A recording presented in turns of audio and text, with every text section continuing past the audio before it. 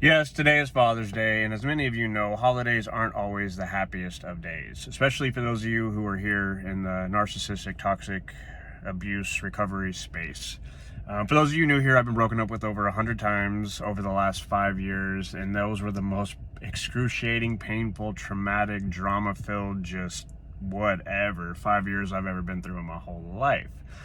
Now, it doesn't matter if your person's narcissistic or borderline or psychopath or histrionic or whatever, all the labels out there, it doesn't matter. Toxic is toxic, abusive is abusive. If you're in a relationship with one of these people, you should get away and get away as quickly as possible.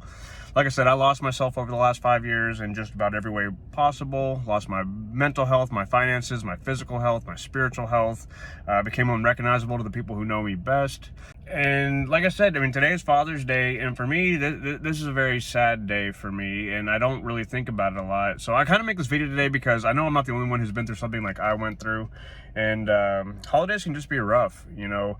3 years ago today, well, tomorrow, 3 years ago today, you know, is when my ex was pregnant with our child, and thought she had a miscarriage scare, told me she lost a child, and next thing you know, she's unresponsive. I go to check on her, and next thing you know, I'm in handcuffs outside of her door because she just went off the deep end and made up a whole false story and called the police a couple times, actually. I'll put a link to that video down here. Actually, it was like a 2-hour recording. I really went through everything there, but like, you know, she was pregnant at one time, and there's just so much drama and lies and deceit and everything that's like filled in that story. And like, I remember it was while she was pregnant, we're coming up on Father's Day, and like, we weren't she was going silent, although claiming I was ignoring her and all this whatever. Again, I'm not going to get on all the details of it, but like, for me, it was like, that might be the only time I could have ever been like potentially told Happy Father's Day. You know, she was pregnant. We ended up losing the child, long story short, but like, instead of me and her talking, she was being a psychopath. And I don't usually call her names, but like, she was being a psycho. It is what it is.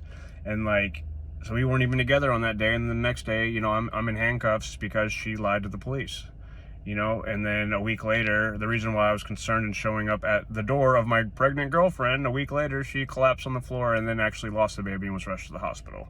The whole thing I was concerned about the week previous. But anyways, again, you know, people kind of forget about it too. Like, if you ever lost a child, like a child in the womb, regardless of how far along it is, like, that's a real thing. And like, people, you know, I know it happens to a lot of people, and some people do that, you know, numerous times. So like, my heart just goes out to you if you've lost one in the womb or one that's even been born. So you're not alone in the space. Again, don't really know why I'm making this video, but there's more on the channel. Love y'all. Peace.